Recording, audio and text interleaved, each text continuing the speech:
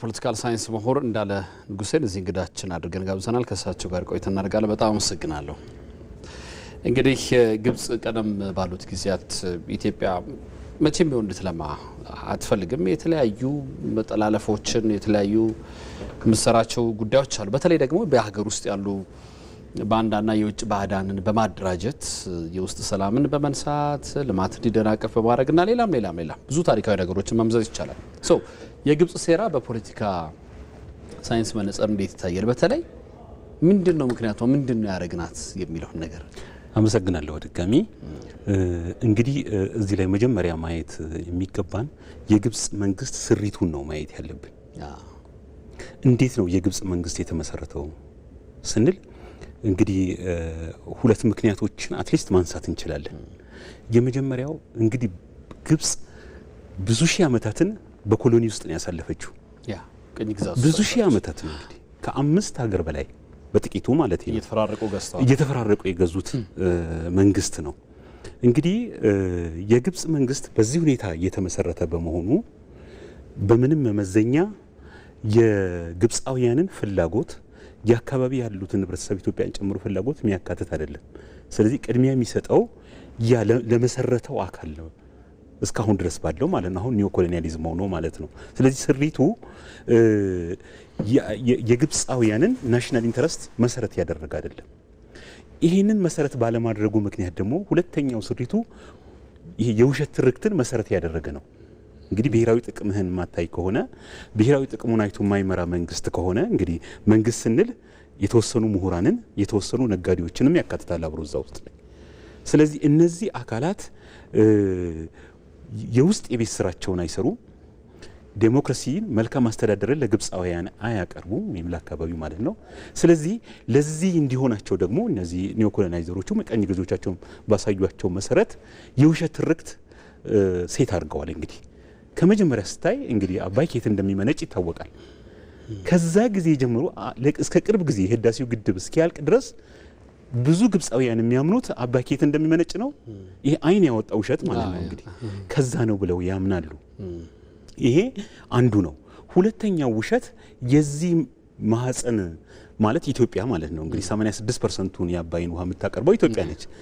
ኢትዮጵያን እንግዲህ ኢትዮጵያ በምንም ተአምር የግብጽ ጠላት የምትሆንበት ምክንያት የለም እስካሁን ባለው ታሪክም በተግባርም። ስለዚህ ይሄ ከመጥፎ መንፈስ ከውሸት ትርክት በራስ ካለመተማመን የኮሎኒያሊዝሙን አሳይመንት አሁን ለመወጣት ሲሉ ይዋሻሉ። ይሄ ውሸት አሁን ኢትዮጵያን በምንድን ነው የሚዋሹት? አንደኛ ኢትዮጵያ ላይ ማለት ነው እንግዲህ ኢትዮጵያ ከምዕራቡ ጋር ያላትን ግንኙነት በጠማማ በማቅረብ ማለት ነው።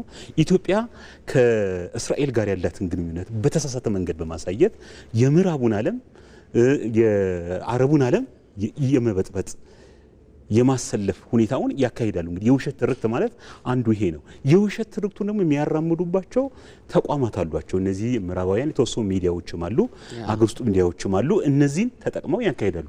የሚገርመው እነዛ ኮሎናይዘሮቹ የመጀመሪያዎቹ እነሱን ቅድሚያ ሰጥተው ከኋላ የሸኟቸው ኢትዮጵያን ከ30 ጊዜ በላይ በቀጥታ መዋጋት ፈልገው ነበር። እንግዲህ ኢትዮጵያን ለማያዝ ማለት ነው። ያ ሁሉ በሽንፈት ነው የተጠናቀቀው። አልቻለም። እንግዲህ የመጨረሻው እና አሉላ አባ ነጋ የመሩት እና አፄ ዮሐንስ የመሩት ጦር 1875-76 ላይ ከተሸነፉ ወዲህ የአቅጣጫ ለውጥ ማድረግ ተገደዋል። እንግዲህ በቀጥታ ኢትዮጵያን መያዝ አይቻልም። ይሄ ሁሉ ሆነናል፣ ተሸንፈናል፣ በተደጋጋሚ ተሸንፈናል። ስለዚህ ሌላ ነው እንግዲህ ኒዮ ኮሎናይዘሮችም አሉ፣ ኮሎናይዘሮችም ይመሯቸዋል። ስለዚህ ፕሮክሲ ዋር ማካሄድ ነው የሚሻለው ኢትዮጵያ ላይ። እንግዲህ ለግብጻውያን ተብሎ አይደለም፣ ይሄ መታወቅ አለበት። ለአካባቢው ሰላም ተብሎ አይደለም፣ የሌላውን ጥቅም ለማስጠበቅና እንደዛ ተወሰነውን ለማድረግ ነው። ስለዚህ ይሄ በሚሆንበት ሰዓት ከዛ በኋላ ይሄ ፕሮክሲ ዋሩ ይሄ በእጃዙር ማድረጉ እንግዲህ የሚካሄደው በቀጥታ በግብጻውያን ሊሆን አይችልም። ኢትዮጵያውያን ግልጽ ናቸው በዚህ ጉዳይ ላይ። ስለዚህ የራሷን ልጆች እንግዲህ በጥቅማ ጥቅም በማስተያየት ወይም ደግሞ አንዳንዴ የአእምሮ ለውጥ የሚያደርጉ ሰዎች ይኖራሉ። ይሄ ራዲካላይዝ የሚሆኑት ማለት ነው።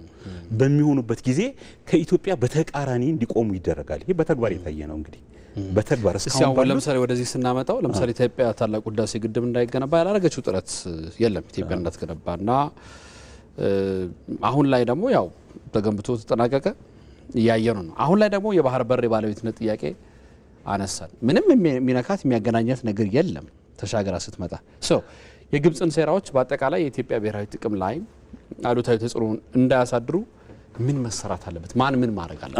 እዚህ የመጀመሪያው ላይ የህዳሴው ግድብ ላይ የተሰራው ውሸት እንዳይል አሁን ያኮ የግብፅን ጠቅላላ ዲፕሎማሲ ዜሮ ያስገባ ነው።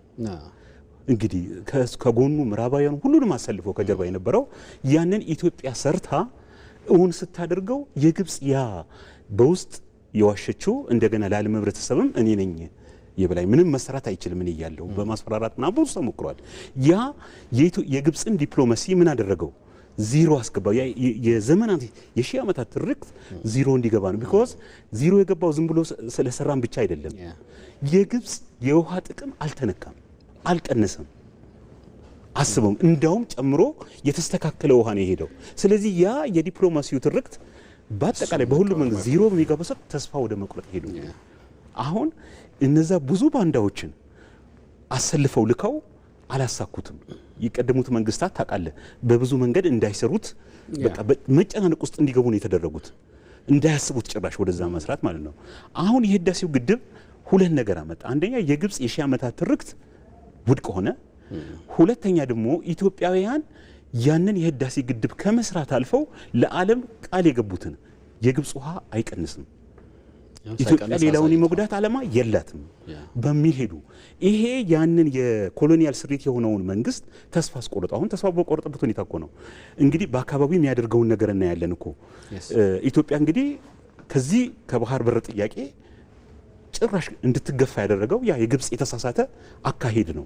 ለግብፃውያንም የማይጠቅም ነው፣ ለአካባቢ ላሉት ሀገሮችም የማይጠቅም ነው፣ ለኢትዮጵያ የሚጎዳ ነው።